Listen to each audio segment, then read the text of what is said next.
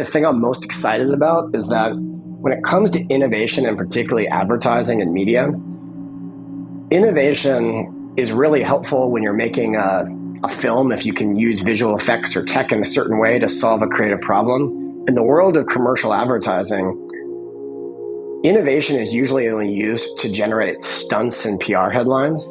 And I think where it excites me with AI is that AI isn't just about the stunt and the PR headline. There's actually real business value and efficiencies that can be had. And that is a huge, huge thing.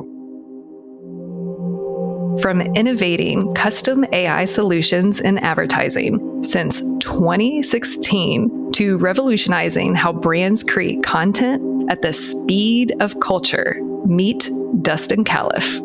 As president of Tool, a creative production partner based in Santa Monica, Dustin leads a team that blends traditional filmmaking with cutting-edge AI technology to create groundbreaking commercial content for some of the world's most recognizable brands like Toyota, T-Mobile, and Coca-Cola. He is also responsible for founding Tool's Experience Group, which has been at the forefront of experiential design and creative technology.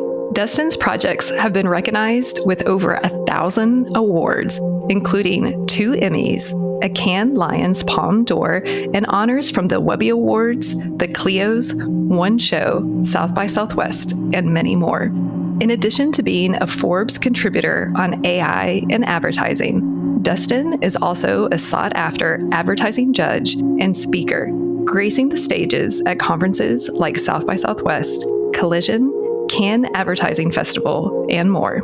Dustin and I were both speakers at MAICON, the Marketing AI Institute's conference, where he shared on stage Tool's approach to developing their evolved creative production model. They blend traditional filmmaking and creative strategy with AI to provide unique solutions for brands, including training AI on a brand's owned assets. In today's conversation, you'll hear how Tool is pushing the boundaries of AI in advertising while maintaining high creative standards and commercial viability through their campaign work, in addition to workflow and content pipeline optimization. Dustin shares fascinating case studies, including how they created a television commercial for Under Armour in 4 weeks without the actual talent, all enabled by AI and traditional post-production editing. Another one is an innovative approach of creating modular content for Starburst that is different every time for the viewer, deploying what he calls AI style transfer. Not only does Tool put AI to work, but they also identify world-class AI talent, matching directors like Creativity Squared guest Nim Perez with innovative agencies and brands. We also discuss the evolving legal landscape around AI-generated content for brands. Join us for an insider's look at how AI is transforming advertising and content creation from one of the industry's leading innovators who not only embraces the creative possibilities, but leverages AI to drive real business value and efficiency. Enjoy. But have you ever thought, what if this is all just a dream? Welcome to Creativity Squared. Discover how creatives are collaborating with artificial intelligence in your inbox, on YouTube, and on your preferred podcast platform. Hi, I'm Helen Todd, your host, and I'm so excited to have you join the weekly conversations I'm having with amazing pioneers in the space. The intention of these conversations is to ignite our collective imagination at the intersection of AI and creativity to envision a world where artists thrive. Dustin, welcome to Creativity Squared. It is so great to have you on the show. Thank you very much. Great to be here. So Dustin and I met at MAICON, which is the Marketing AI Institute's Marketing AI conference that they host in Cleveland. And he did a fantastic presentation on how AI can revolutionize your marketing pipeline. So super excited to have you on the show today. And for those who are meeting you for the first time, can you share who you are, what you do, and a bit of your origin story? Sure. Like you mentioned, my name's Dustin Callif, and I am the president at a creative production partner called Tool. We're based in Los Angeles, specifically Santa Monica, and our specialty is helping brands and advertising agencies either produce and create commercial content, so the commercials that unfortunately not as many of us are watching on TV. Um, we also help brands with experiential activations and events. And I would say the glue that kind of connects everything is we also have this creative technology group. And we've been working in the fields of innovation, AI, AR, VR, mixed reality, but AI really since 2016. And we're leveraging it both for content creation. So now we're creating commercials using AI. We're also using AI in our workflows with clients to show them how they can more efficiently produce certain types of content like product photography. And we're using AI in the experiential side of our business to help brands personalize their activations. So that's a little bit of who and what Tool is. I can get into more details later because we work with a lot of we have full-time staff, but we also represent talent. So we actually represent some really interesting AI artists and creators in the space. I've had the great fortune of speaking at a lot of different conferences like MAICON, where we met. We actually just had LA Tech Week here this past week, and we just did a big talk about using AI to automate the creation of lower funnel content. And King Wallonius did a talk with us, who we represent. I'll maybe mention him later, but King Wallonius, he created this song over the summer called BBL Drizzy that completely popped off. It was all generated in AI. Well, I should say he wrote the lyrics, but then he used AI and Udio to generate all these versions. And Drake and Metro Boomin actually sampled it for two separate songs. And it's the first example of like AI music being actually leveraged by super popular artists. So he just got named a Times 100 most innovative, people in the world of AI. So anyway, lots of fun stuff happening, in the world, and I can't wait to talk to you about it all. You tell me if you want me to get into more of my origin story, or if we want to just keep going. I know I just said a lot, so I want to take a pause and see where you want me to go. Well, this will be the easiest interview. You just keep going. Yeah, exactly. I'm not going to No, I think the only thing that I'll point out that you mentioned before we started recording is that you're originally from Cincinnati, and the show is headquartered in Cincinnati. I live here, and a lot of people don't realize what's happening in Cincinnati as like being a hub for responsible AI. So it's great that you're a native Cincinnatian in LA now. Yes, okay, so let's sure. see. There's so also, many. I am hoping that you could maybe send me some Skyline chili afterwards. It's one of my favorites. I will do my best. Yeah. So there was so much that you said in your introduction and so many different ways we can go. But let's kind of start, I guess, with like the lay of the land from the seat that you said, because you're definitely an early, I guess, adopter agency with all the new GenAI tools. But you mentioned that really AI has been around. Everyone's been using AI, whether they realize it or not, in 2016. But can you walk us through the evolution of AI, of how you've been working with it in the company, and then also kind of your approach, specifically when it comes to working with clients and the commercially safe, and how you approach that too? Yeah. I mean, listen, the tool has always tried to be helping brands leverage innovation to help find new ways to create connections with consumers. And one of those ways is creating content, commercial content.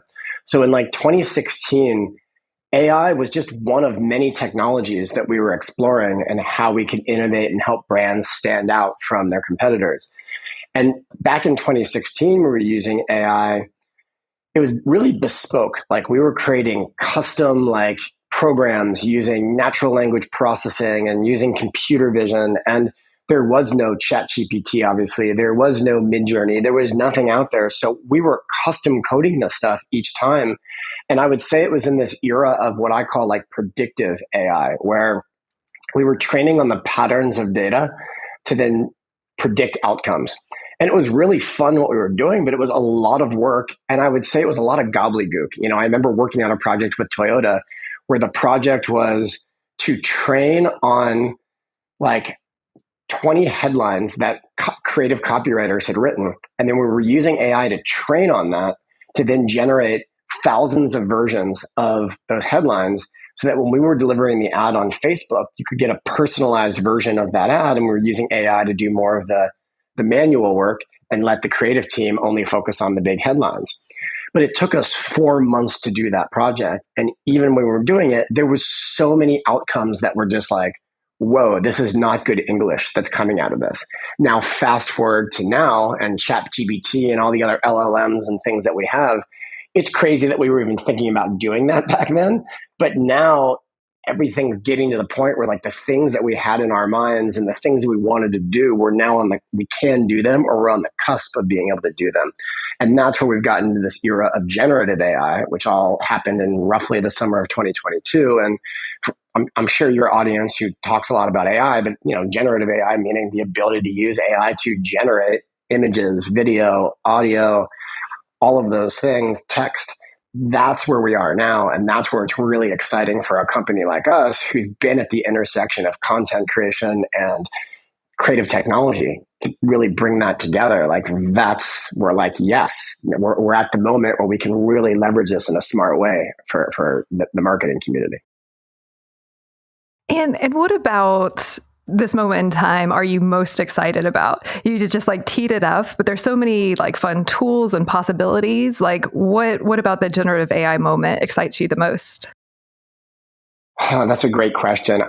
You know what? I just get excited when there's ways to use technology to solve creative and or business, problems or opportunities, whichever way you want to look at it. And so that can encompass a lot of things. There's not any one thing where I'm like, oh, I can't wait to go do this. I'm more like, I can't wait to use AI in all of these different ways.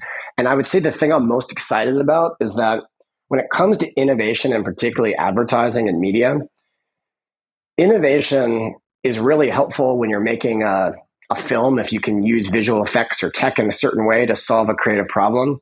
In the world of commercial advertising, innovation is usually only used to generate stunts and PR headlines. And I think where it excites me with AI is that AI isn't just about the stunt and the PR headline. There's actually real business value and efficiencies that can be had. And that is a huge, huge thing. So when we were doing VR back in the day, super awesome and super fun, but most brands would go, okay, cool, I did it. I got a PR headline. What am I getting out of it? Whereas the stuff that I'm seeing that we're doing now with AI, there's a business value to it as well as a creative value. Well, let's jump into a couple of the case studies. I know the ones that you shared at MAICON, and then I'd love for you to, then we'll dive into the workflows and stuff, because I know everyone's really curious about, the inner workings of different companies and artists' approaches and whatnot. But I feel just diving into the case studies kind of brings to light what you were saying about the business value. So one that you shared was Under Armour. So can you tell us how you used AI and the problem that you solved with it for Under Armour? Sure. So Under Armour is a great client of ours. We've worked with them for years across lots of different projects, and they've always been open to innovation, particularly their marketing department and their brand creative division. And we had actually started working with them at the end. Actually, we met with them midway through, I think, 2021, just to share with them, here's all the stuff that's happening in the world of GenAI, just getting them excited. And out of that, we then, at the end of last year, said, hey, what if we were to use GenAI to kind of recreate and retell a new commercial that we had shot previously with Steph Curry, but just do it as an experimental piece. So we created that, and Under Armour was like, whoa, this is super interesting, cool. It didn't end up going out. It wasn't an official commercial, but it was something they could actually, tangibly see. And after we did that, we then got a call from Under Armour in, I think, late January of this year. And they were like, hey, we've got Anthony Joshua, who's a two-time, former heavyweight boxing champion. He has this huge boxing match coming up with Francis Ngannou, but it's happening in 1 month. And the problem we have is that we do not have physical access to Anthony because he's in training camp. But we remember what we did, that experimental thing with Steph. What if we were to do something where we used AI to generate the footage that we need for this commercial? Could we do that? We're like, yeah, we can do it. So it solved kind of two problems. And that one, we didn't have any physical access to Anthony Joshua. And two, there was a bit of a speed thing that we needed to figure out where we had 1 week to basically concept whatever this video was going to be. And then we only had 3 weeks to do all of the creative production to make this. And it had to be at a fidelity level that Under Armour and Anthony Joshua were going to be happy with. So that's where we kind of got into, let's use AI. Now, I'll take a pause here if there's any question, if you have a question you want to have. Otherwise, I can go into how we went about making it and all of that.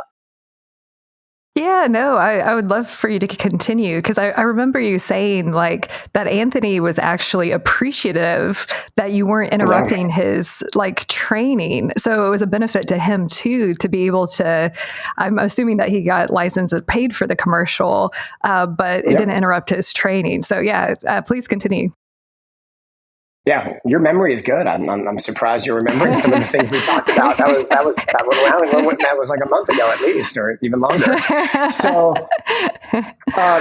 So for this project, so let me say first off, because I think a lot of people focus so much on the tech side, of AI. It is important that we have to remember we are in the creative media industry. So this still started with a strong creative concept, meaning we spoke to Anthony's team. Anthony's team was like, listen, Anthony is very much about his legacy being about the moment, that what he's accomplishing now. It's not about worrying about what he's going to be doing in the future. So we came up with this idea of forever is made now. That was the creative concept that we did. We wrote a script, and then we actually used AI to storyboard everything out so that both Anthony's team and Under Armour's team could visually see it. We did all that in 1 week, wrote everything, concepted it, storyboarded it. Everybody approved it, and then we had 3 weeks to go make. So we took a mixed media approach, which I think is a really smart way of going about creating marketing content in particular with AI. Because what I find a lot of times with AI is particularly with video, if you are trying to do a commercial at the level of fidelity that a Fortune 1000 brand is going to need, AI is really fun, but it's probably not going to be at the fidelity level that you're going to need to tell the brand story that you want. So we took a mixed media approach where AI was super important, but what we did is we strategically chose which media we were going to use. So we used CG. There was a statue that was kind of a centerpiece of this commercial. And we used traditional CG to create that and to get the fidelity of Anthony's face. We could have trained on Anthony's face using AI, but in the amount of time that we had, we were just like, we don't want to risk it. So we were like, let's go the traditional route for that. For all of the motion graphics and the environmental background content that was in this spot, that's where we used AI. So we generated over 5,000 images, and then we chose about 52 of those that we actually edited into the commercial.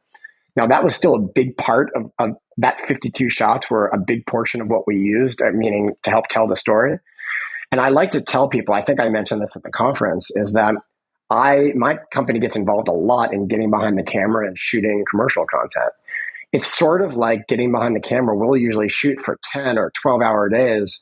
And when you shoot, you have 10 hours of footage, but you only use 30 seconds of that footage. And so when I say there's 5,000 images, this was 5,000 images that our creative team and the Under Armour team could look at and go, oh yeah, these are the best shots to use.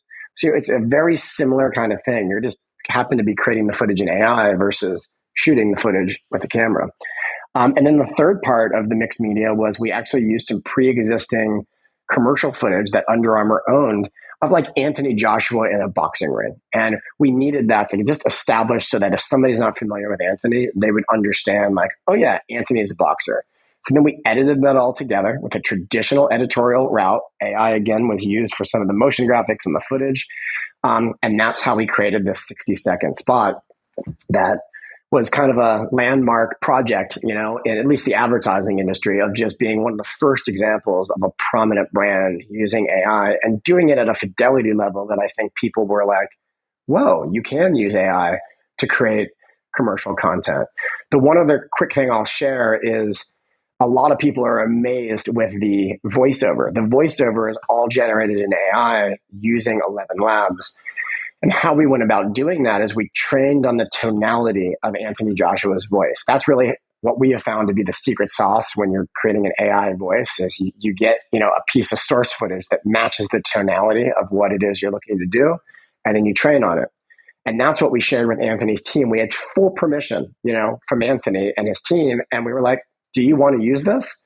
Or if you want to go record something, go for it. And they were like, one, this sounds amazing. And two, to your point, we're in training camp. So thank you. Our day job is to be boxing. It's not to be doing commercials. So thank you. Now we don't have to distract ourselves. And that was a huge win for both Under Armour and for, their boxer, Anthony. Yeah, I love that story. And I know for our audio only listeners that you might be curious of what it looks like. So we'll embed the commercial video and any visuals into the dedicated accompanying blog post. So one thing, it seems like that CGI, special effects, and AI and GenAI are all just kind of blending together and converging. Is that what you see on your side? You kind of mentioned it as one tool in your mixed media toolkit, but it feels like they're all kind of converging together. But I'm curious because you're more deep in it than I am on that side of things.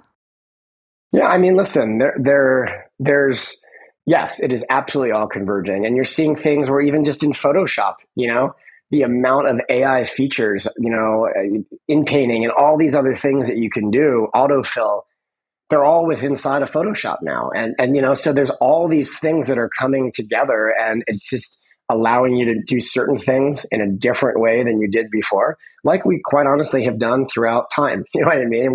We've evolved everything we've done as far as our creative production solution, and it's just exciting to see, the different ways that you can use AI. And again, I would say that our expertise has been a still. You can use AI, at least from an advertising perspective, and probably get the fidelity that you need for certain types of shots.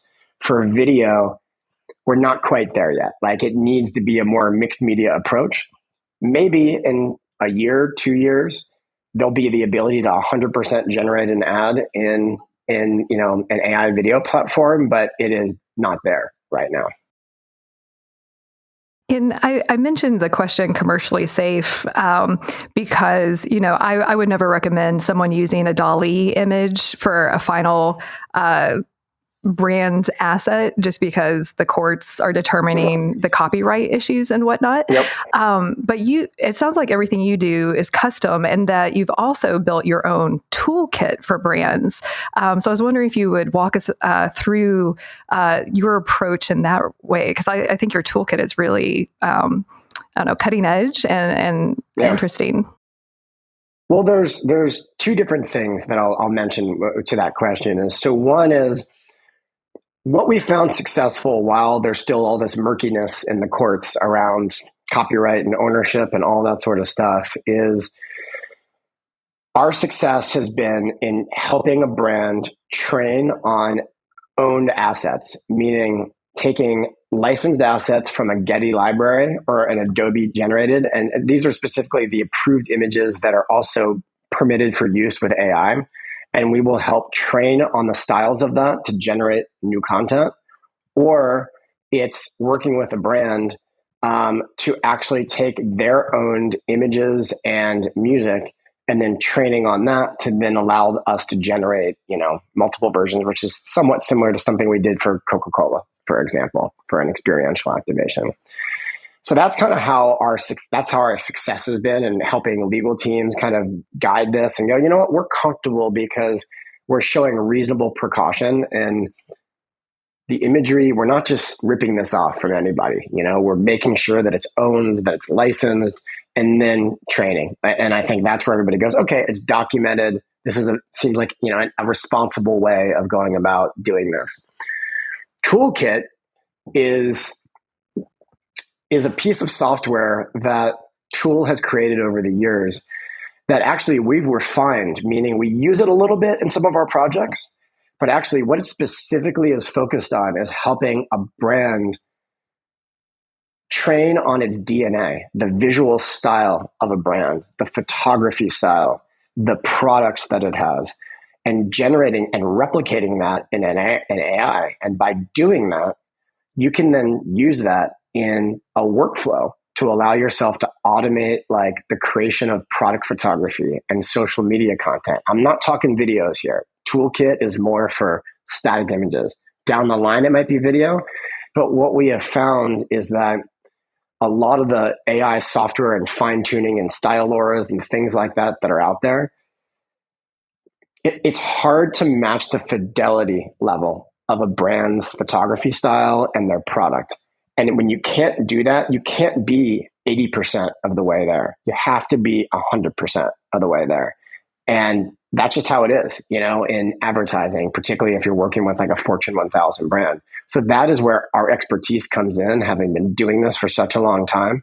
So we've created this software that's actually fully, it's a managed software right now, but by the end of this year, which is almost there, it's going to be fully autonomous. So meaning a brand can just upload their images or product in a style, and our AI agents are able to train on that and have your style. And then that way you can tie it into, if you're working with Adobe Firefly or you're working with, Leonardo and Canva, you can tie into that system and now start generating your content. So we're very excited about that. There's so much new stuff I could share with you, even Helen, since the last time we spoke, what we've been doing. But anyway, that's what that is, which is a little different than the other stuff, but you get where we're going. Yeah, and it just seems like this is the natural evolution and progression for brands too. I mean, every brand has a style guide and, all of that stuff, but this is so much more dynamic in that regard. And I did see on LinkedIn that you're married to an attorney that deals with IP and copyrights. And one of my questions, because there's like your answer of the commercially safe with a Firefly, and Getty Images, but what are the conversations that you're having internally, or like the biggest questions related to IP and copyrights that's top of mind too? Are you asking if we're talking about AI and copyright over pillow talk? I was thinking dinner. But if you want to do pillow talk. Listen, I will often listen. I'll bring up with her, like, whenever I can, something comes up. It could be in, our hallway as we're walking by. I'll be like, hey, by the way, like, do you think this question that came up, like, what's your thought on this? And honestly, I've been pushing her because she's been at the cutting edge of clearances for film, content, particularly documentaries, to say, hey, this is a really interesting subject. So she's been for sure thinking about it. And again, I'm not an attorney. I actually met her at law school, but I did not. She jokes with me that I went to law school to meet a wife. Law school was totally not right for me. This was the field I was supposed to be in. But what I would say is I'm not an attorney, but like I've gotten to speak. I know enough to be dangerous, I guess is what I would say. And what the conversations we've had have been around copyright and personal rights. And, copyright being, from my general understanding, anything that's generated using AI, you really can't own it, from a copyright perspective. And personal rights, meaning, this is what a lot of people are really concerned with. You're just using AI to like rip off, the voice or likeness of Brad Pitt or whoever it might be without their permission. And that's obviously a huge no-no. I think the thing that we also tools, legal counsel has talked to me about with some of the different things that I've talked about with Lisa and other people is that you can't really copyright this, but I'll give you an example. Like King Melonius, who I mentioned earlier, he wrote this song called BBL Drizzy this past summer. He wrote the lyrics. He then input that into Udio and he generated all these different versions of music. So based on that, he actually owns the publishing rights, meaning to the lyrics. So he was actually able to get paid for that portion. But when it came to the actual music itself, he doesn't own that. He can't get paid on that because that was all generated using AI. So when we translate that to the world of commercials, as an example, we create some AI content for a brand for a commercial. When we put that piece of content into a larger commercial, a 30-second ad or a 6-second ad or whatever it is, my understanding is that the brand owns that overall spot. But if you were to pull out that 6 seconds of content that was generated in AI that's integrated in there, that is not ownable on its own. On its own, that 6 seconds can be used by someone else. Now, they can't go use it, with false advertising or anything like that, but somebody else, they can't own that, meaning the brand. So anyway, that's my high level understanding from living in the same household as a clearance attorney, an IP attorney. But one thing I do want to double click into, since you mentioned him, is how do you work with your talent? Because I think that's really interesting that you actually represent talent and how you work with them with digital rights. Because that's kind of like very bleeding edge of this like virtual human economy where people that aren't just like the Keanu Reeves of the world are going to start getting passive income from their digital twins or clones or digital likenesses.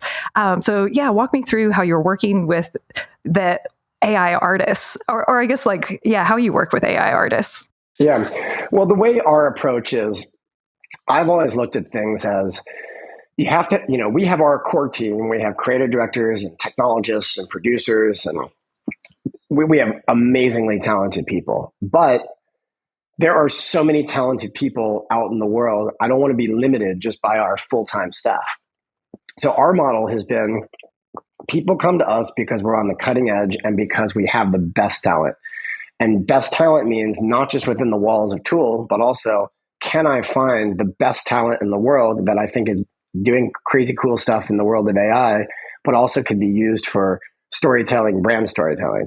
So we represent a roster of, I would say we have a whole roster of live action directors. We have a roster of AI directors. We have a roster of experiential directors. Our roster of AI directors is about 4 people right now. And I use the word director loosely, artist, director, however you want to call it. But as an example, that means that we represent someone like King Wallonius. And why I represent someone like King Wallonius is I find that he has this niche of understanding how to create really compelling content super quickly using AI. But his secret sauce is he does it related to cultural moments. So he identifies cultural moments like the Drake and Kendrick Lamar rap beef that happened over the summer. And then he generates content that sits right into the cultural conversation, and then it takes off. And that's what's really unique about Wallonius. Now, why I represent him is because advertising is very much about allowing brands to tap into cultural moments. So there seems to be intersection there. Somebody else we represent is this guy named Nem Perez. Like, Nem is a filmmaker. He's an AI artist. He's a technologist. Do you know Nem? He's actually been on the show. So you know Nem. So it's a small world. And he's another example of someone. I just saw him last week at our event that we hosted, here for LA Tech Week. He's somebody we represent to the advertising community for this type of work. There's a person named Quinn Hellick. I don't know if he's ever been on. He created one of the first ever AI short films. And he's spoken around the world. He's very big into pushing kind of video AI post-production and video pipelines for content. And that excites me. I'm like, yes, there's an opportunity for that in the world of advertising because we need to find new ways to produce content. So anyway, that's kind of how we go about. So what does it mean to represent the talent? It means that these guys are all I'm not Nem and Wallonius. They're doing their own entertainment projects. They're doing their own stuff. I am specifically focused on how can I help them get introduced to brands and advertising agencies to help create cool advertising content that happens to leverage AI. That's my focus in working with artists. I love that. And your mention about Drake and that beef with Kendrick Lamar. I was at a conference, a Data for Public Good conference, and I was like, oh, I love Drake.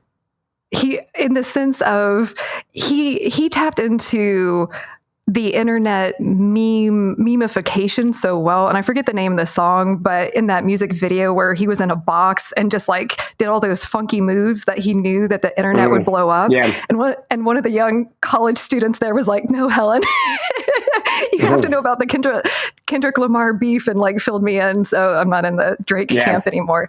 But I find it so fascinating that he tapped into the internet so much. And then your guy is too.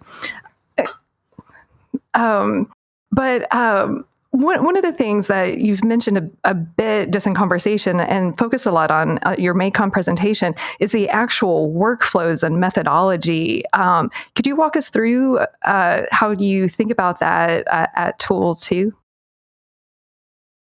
Yeah, I mean,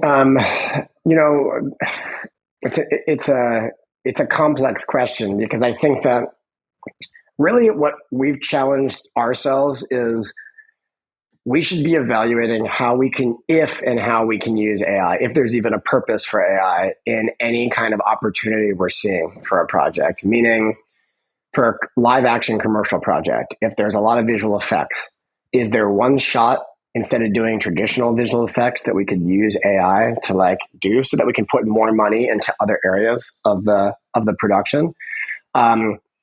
There's instances where we're being asked to create more versions of content. The days of just creating a 60 cut down of a 15 and a 6, it's not enough. You need all these different versions for personalization and all this other stuff. And we've used AI to start doing this thing called style transfer, where it can like animate certain portions of the video in a different style, like papercraft or anime, and then by doing that, we're able to generate all these different versions of the ad. So I guess my point is that in our workflow, I'm trying to incorporate it in every aspect of what we're doing, going, can AI be used here? Also, is it right to use AI here? And we're at least trying to do that. Now, there are going to be some repeatable workflows, meaning having an AI style transfer pipeline, like what I mentioned before. That is something where we go, okay, cool. We've now built a video pipeline that allows that. When a client's looking for something that's right for that type of creative, great, we have it. Now we can integrate it. So I think there's going to be some pipelines that I would say to everyone, think about kind of recurring use cases or things like that, then create the pipelines for it so that you have it. And then other ones, you're going to just probably be doing, bespoke whenever the opportunity arises.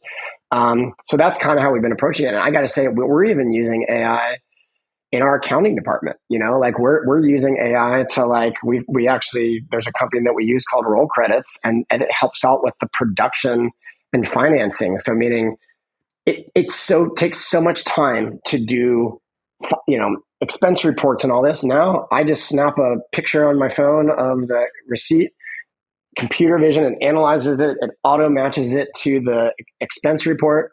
Done. Like that saves time and money. I know that's not super exciting from a creative standpoint, but guess what? Everybody is involved in the creative industry. We all deal with production, accounting. And like, that's where you can also use AI to help you out that way too. Yeah, the boring stuff that we all have to do, if AI can do that. Even what I'm most excited about is when we solve for the file management of the downloading and uploading and the versioning and all of that, which I know we spend too much time on. I know we're short on time, but you mentioned style transfer, and you gave the example of your work with Starburst as another kind of bleeding edge AI example of working with a brand. And you mentioned like the approach of almost like modular creative. So I'd love for you to walk us through that example. Sure. So sometimes we work directly with brands like we did with Under Armour. In this case, we worked through two agencies, one called DDB Chicago and the other one called Critical Mass. And Critical Mass was the media agency, and they had an insight where Gen Z, which is the audience for Starburst, they had found that when this audience sees a Starburst ad more than a few times, there's diminishing returns. So there's ad fatigue. And they then said to the creative agency, DDB, we need a ton of versions of these ads. We can't be showing people the same thing over and over. can you please make sure to deliver this? So DDB came up with this creative campaign idea called different every time. So every time you eat a Starburst, it's a different experience. Then we came in being Tool with a creative production solution, which was, okay, let's go shoot on a green screen for one day. We're going to shoot real talent with two people that we cast. They're going to be eating Starburst in all these different ways. But then the way that we're going to create all of these different varieties of content is we're going to then use AI, and we used an AI style transfer pipeline, like I mentioned before, to create and animate all these different versions of the content. So we did some papercraft, we did pixel, we did all these different versions. And again, I won't get into the legal side. That's where we used Getty's images to create mood boards, and we made sure that we were using the right likes. But then where it came in from modular is that a modular creative approach means that you're kind of scripting the creative and you're shooting the creative and creating the assets in a way that you can fit them into buckets. So we had like 4 main buckets to our modular content. There was the establishing scene where it was the first like few seconds of the commercial. And it was the scene where you would see the two people either eating on a couch where they were kind of like kicking back and watching TV. Another establishing scene was they're in their kind of kitchen, kind of eating food and just hanging. Another one was them like studying together. And again, this was targeted toward Gen Z. So we're trying to think of like all the different things that they're doing. And the next scene was like the consumption moment. So it was where we shot them eating Starburst in all sorts of different ways. The third kind of modular scene was the worlds. And that's where we used AI to generate all those like 20 different versions and animate each one. And then the fourth bucket was the tagline. And on the tagline at the very end, it had the Starburst logo. And then it would have a different, actually custom tagline, meaning one of them would say, eat a Starburst while you're working. Another one would say, while you're studying. So there was a different one. So anyway, all of that enabled us to then take the different pieces and edit them together into different orders and different ways. And that allowed us to create 84 unique versions of that ad. So instead of getting, like typical, here's a 30 in this, you got 84 unique versions. And then we had over 300 versions when you include all the aspect ratios. So that's what I mean by, modular content and taking that kind of an approach. Yeah, very cool. And again, we'll embed and link off from the accompanying dedicated blog post. Well, you mentioned that the AI text to video isn't there yet, but it's definitely going to be in the near future. What are some of like your predictions of where the tools are going, or maybe wish list items? Because there are limitations right now too. So what are your predictions or wish lists for tech? And I guess you can go for like a year or as far as you want, but it's hard to predict too far out. I'm with you. I got to tell you, I am the worst at predicting. Like, honestly, I always try to stay away from predictions because tech is changing so much. And I just never, I kind of know the general direction of where it's going. But if I were to have on a wish list, I think the thing that has always frustrated me about tech is that we make so many things like walled gardens, where we'll be like, well, you can use Adobe for this, but you have to then use it only within inside of the Adobe platform. You can't really like use it with Microsoft, or you can't really use it with NVIDIA, or you can't use it with this. And I hope that we're moving into an era where it's more interoperable and we can kind of like use APIs and things in a way, because without that, I just find that we kind of block off innovation. Obviously, open source is the idea that everything's being open source so that everybody can kind of use things. And I hope that not only the open source community, but that the major like platforms in the industry can take that kind of open source kind of mentality. That's my hope.